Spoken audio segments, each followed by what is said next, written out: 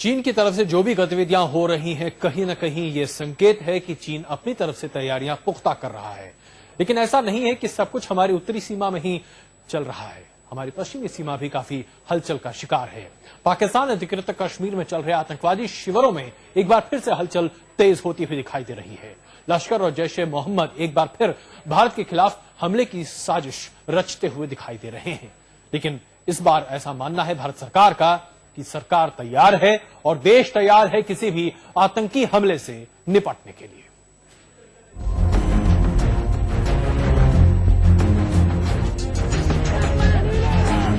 अगर आतंक की इस पाठशाला में लड़ाकों ने फिर चौकड़ी भरनी शुरू कर दी है, बर्बादी के नए नए तरीके इजाद करने शुरू कर दिए हैं और अगर आतंक के आकाओं ने नई साजिश रचनी शुरू कर दी है, तो भारत इससे अनजान नहीं है। पाकिस्तान सरकार की सरपरस्ती में चल रहे इन आतंकवादी कैंपों की हर हलचल पर भारत की पैनी नजर है। दिल्ली में राज्यों के डीजीपी के सम्मेलन में गृह मंत्री पी चिदम्बरम ने साफ साफ संकेत दिया कि सीमा पार से आतंकवादी हमले का खतरा बना हुआ है। लश्कर ए तैयबा और जैश ए मोहम्मद के आतंकवादी घात लगाए बैठे हैं, जिनकी मदद करने वाले देश के दुश्मन देश के अंदर ही बैठे हुए हैं। Cross-border terrorism is a matter of deep concern.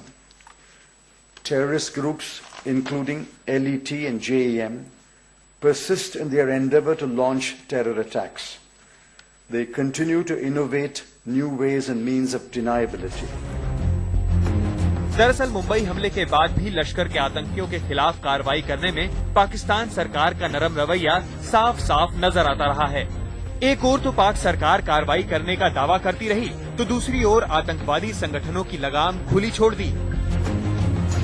खुफिया सूत्रों के मुताबिक इसका नतीजा ये है कि पाक अधिकृत कश्मीर में लश्कर ए तैयबा और जैश ए मोहम्मद ने अपने तमाम टेरर कैंप फिर खोल लिए।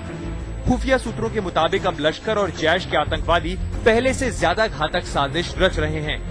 आतंक के आका अब ऐसी साजिश रच रहे हैं जिनमें ज्यादा से ज्यादा तबाही मचे और कोई आतंकवादी भारत के हाथ भी न लगे, क्योंकि लश्कर की फितरत में है अपने गुनाहों से पलटना। और लश्कर एक ऐसा आतंकवादी संगठन है जो हमले से पहले ही तैयारी कर रहा है गुनाह से पलटने की। लेकिन अब भारत की तैयारी भी पूरी है, चाहे देश के बाहर से आए दुश्मन हो या देश के अंदर छुपे उनके मददगार, अपने नापाक इरादों को अंजाम तक पहुंचाने से पहले ही पकड़े जाएंगे। गृह मंत्री चिदम्बरम ने साफ किया कि देश के लिए सबसे बड़ी चुनौती आतंकवाद है और मुंबई हमले के बाद तो पुलिस के सामने ये चुनौती और भी बढ़ गई है। गृह मंत्री ने जैश ए मोहम्मद और लश्कर ए तैयबा जैसे संगठनों पर कड़ी नजर रखने की बात कही। कैमरामैन आलोक भटनागर के साथ शमशेर सिंह, दिल्ली, आज तक।